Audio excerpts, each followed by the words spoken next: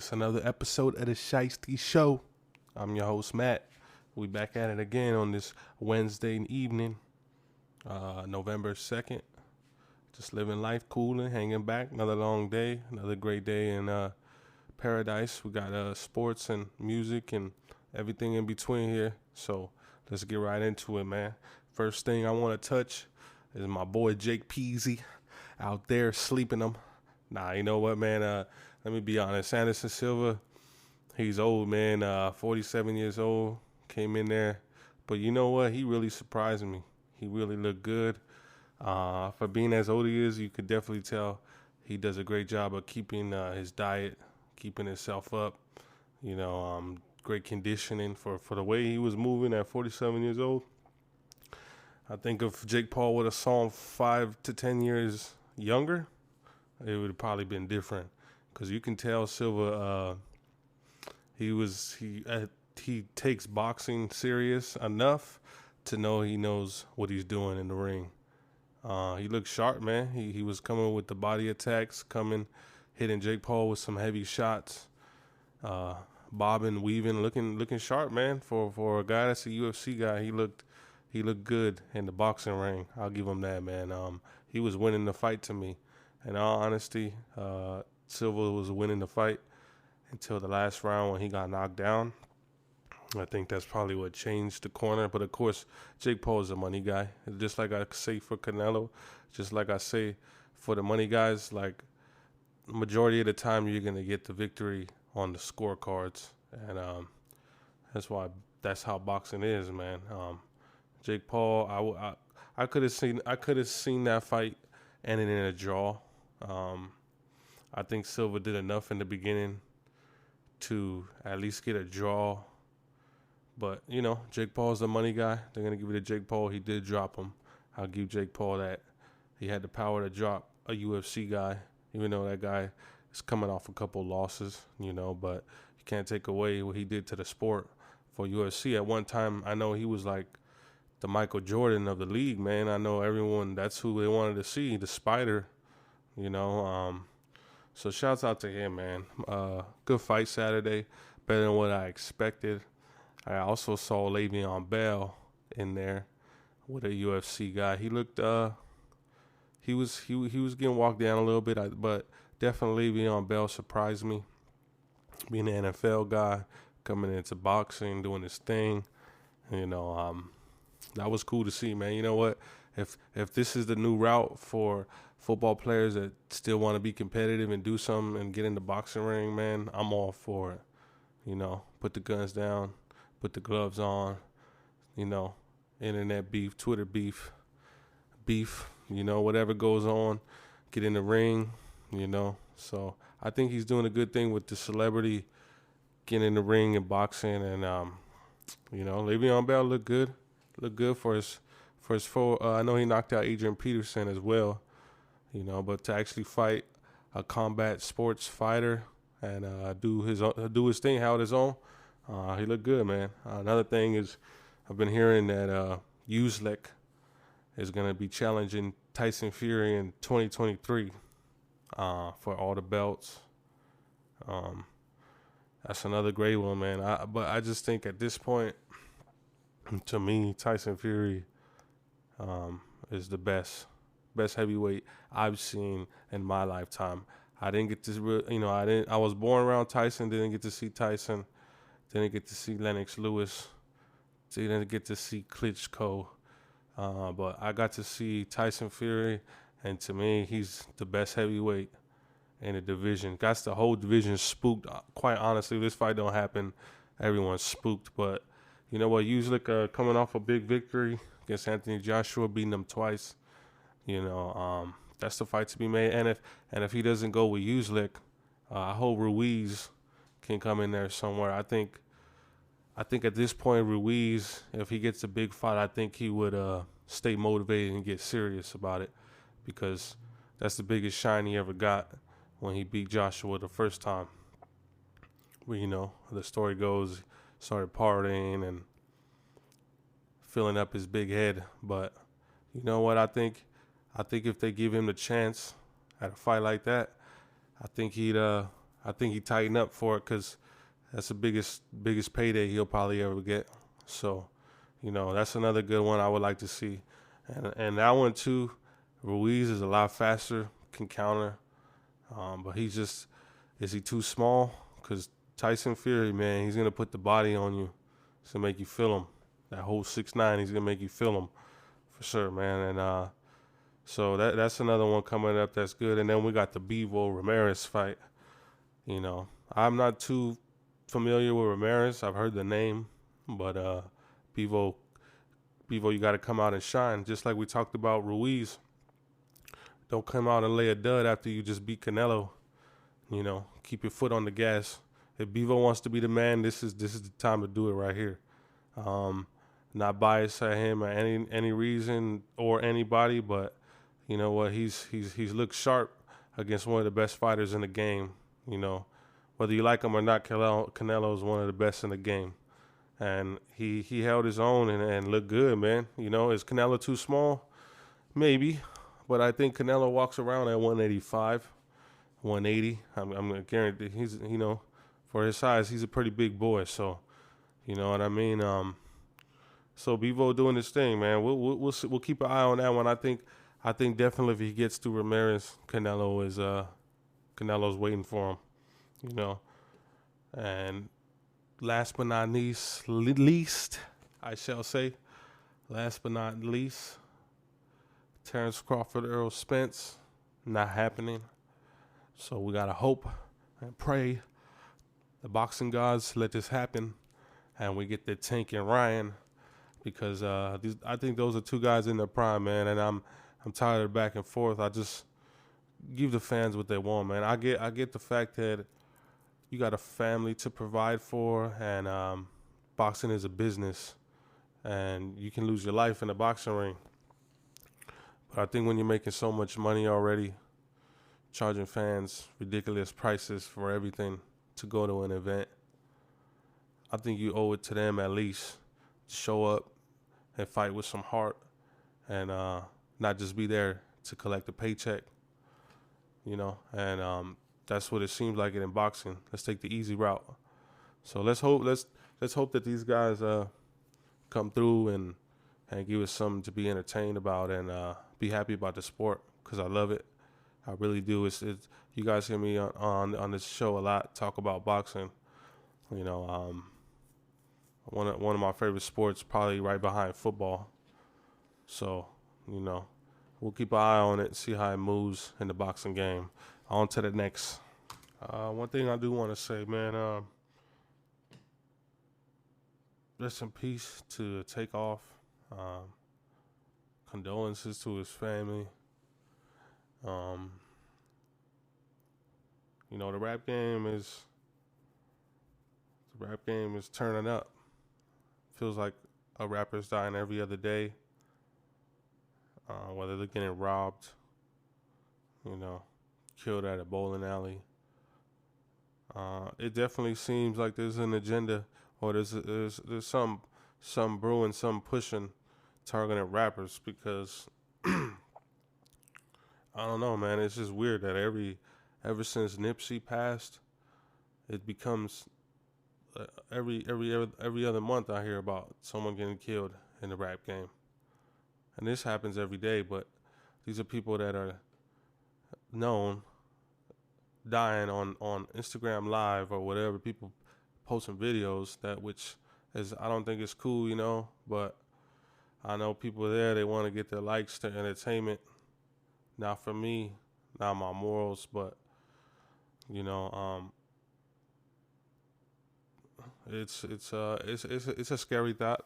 And me coming from California, living so close to LA, and hearing about all these robberies and burglaries, and a lot of these rich neighborhoods where these people live, it's a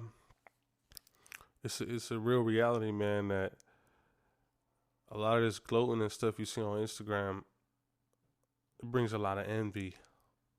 People that don't have much, don't know where the next meal's coming from, living bad, man. It's been bad since COVID. Sunk people in a deeper depression, drinking every day, People drinking every day. It's uh, it's it's a shock to the system to see how far apart the rich live and how the poor live, or middle class even. You know, driving McLarens and Ferraris every day, and somebody don't got enough money to get their mom or their kids a sandwich. You know, it's a cold world, man. And so to my advice to these rappers in the game, don't post your location. Don't go do some crime and post it on Instagram because you want to be tough. That's the most. Let me tell you this: when I came up in an era where the object of doing a crime was to get away with the crime, not to be caught and telling on myself. That was a no-no. If you put out a camera in the early 2000s to the late 90s on something going down, you probably would get beat up, quite honestly. But that's how the game works now, social media. But like I said, rappers, don't post your location. Don't do crimes you're gonna and go tell on yourself. Don't be involved with people that are not looking out for you. Most importantly, if you're gonna have jewelry, have some bodyguards with you, armed bodyguards for sure. And just be smart where you move and how you move. Rest in peace, take off. So let's get back to some nice things going on in the world. So NFL news, Raiders suck. That's basically what I got here in my sheets. Derek Carr's been weak ever since they blew out his knee, and that's the truth. Now, I wasn't trying to rap though, but you know what I mean? It's time, man. It's time, like I've been saying all along. And they think that I'm riding Derek Carr, but as a long life Raider fan, 20 years, when you see a quarterback and it's just time to go. He needs a new scenery. Maybe he could do something for another team somewhere else, put in position. I'm not saying he's a bad guy, but no effort, saw no passion, no heart. Went out there and looked like the 2007 Raiders when Warren Sapp was ready to retire. But it's tough to watch, but I knew it was gonna happen. Watching the team for most of my life, I know when it's time to cut the ties, and I've seen this 3-4 years in a row. Derek Carr, he's the guy. New coach comes in, they believe in Derek Carr, and they're fired. Josh McDaniels looks like he's going to be next. If he continues to use Carr, maybe it's not the coaches, maybe it's the quarterback, and it's just time to give him the boot. I think he's done enough. He's won a lot of games for us. No disrespect to Derek Carr, but he's not the guy for us. Josh Jacobs, they didn't get the running game going. I get it. But anytime he's under pressure, he just crumbles and just shells up. Kind of what Joey Bosa said about him. I know Derek Carr got that playoff win against him for his revenge, but there's some truth to what Joey Bosa was saying. When he gets pressure, he crumbles. He has legs. He can move. Derek Carr is very mobile. Very mobile guy. Athletic quarterback, can move. But he just crumbles, man. After he got his leg broken, he's just not been the same guy. Not the same guy for us. Maybe he can be that for somebody else, but, we got to see, man. Chandler Jones, where's he at? Half a sack. Hey, you know what, man? I can't. Chandler Jones, I said we should have kept Ndakwe from the very beginning, episode 1. Y'all could go listen to it. Even then, we should have went for Bradley Chubb. If we really wanted to stir the pot up, the Oakland Raiders should have Las Vegas Raiders should have went and got Bradley Chubb with Max Crosby. Honestly, that's a no-brainer, man.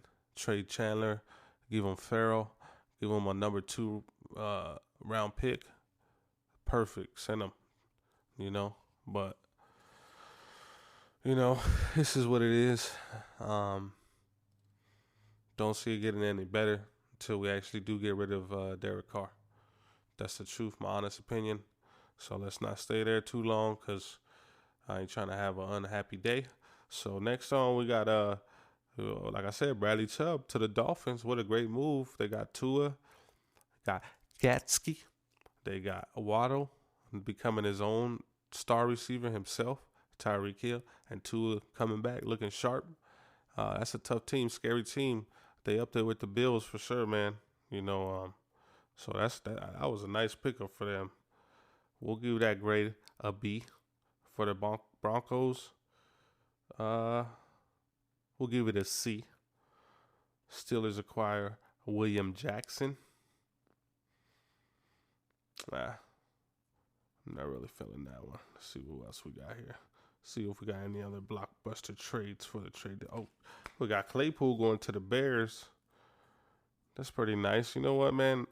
All the years I've watched the Bears, they've never really had a true number one receiver. Just like the Ravens, I don't think they've ever had a true number one receiver. Brandon Marshall, maybe for his time when he was there, but I've I've never really up the top of my head I can't really think of any star receivers other than Brandon Marshall that dominated the game for a lot of years there. So you know what, man? If they get Claypool and he can burst out and be a star, you know they always say a change of scenery might be a good thing. So I think that's a good pickup for the Bears right there. Let's see who else we got up in here. See if we know. Adam Hayes, running back from the Colts, Bills. That's a nice pickup. You know, Bills strong on offense already. That's another weapon right there. Very solid. So let's get right into these scores, man. First game, we had the Ravens beat the Bucks. It's Tom Brady out of it. Divorce is very, tough thing to go through, but I'm definitely going to say that's affecting his game because he does not look like Tom Brady of old. But is that also that, or is it also father time?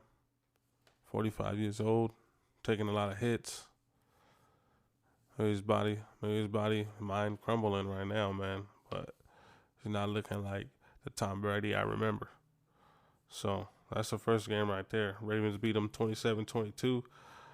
Next game we had the Broncos beat the Jaguars. Broncos coming out of a slump, get a solid victory right there. We got the Dolphins and the Lions. Hey, you know what, man? Here's another thing. The Lions have been in a lot of these games, man. Jared Goff doing his thing. They've been in a lot of these games, but they lose a close one. Dolphins 31-27. We got the Panthers losing to the Falcons. And I saw this game, man. Come on, DJ Moore. Taking your helmet off, ruining the whole game for your whole team. Come on, man. That's definitely got to be on. Come on, man. This week that's on. Come on, man. DJ Moore doing something silly, costing his team. You know, they lost that one 37-34, close game. Cardinals lose to the Vikings 34-26. They started off the season strong. Kyler Murray, you know what? They did get D-Hop back. He's looking real nice, getting 100 yards back to back. So he's looking really solid right now. So next game we had the Bears getting destroyed by the Cowboys. Just something light on a Sunday afternoon, 49-29. Yeah, and then we got the Saints beating down the Raiders, 24-0. Yeah, we didn't even score in the game. Sad ass team. My team is sad right now. Steelers and Eagles. We got Eagles winning 35-13. Patriots do their thing. Mac Jones looking solid. Belichick got another one from what it looks like. They're still hanging around there in the AFC. 22-17 against the rival New York Jets. Titans come out win a close one against the Texans. Riding Derrick Henry.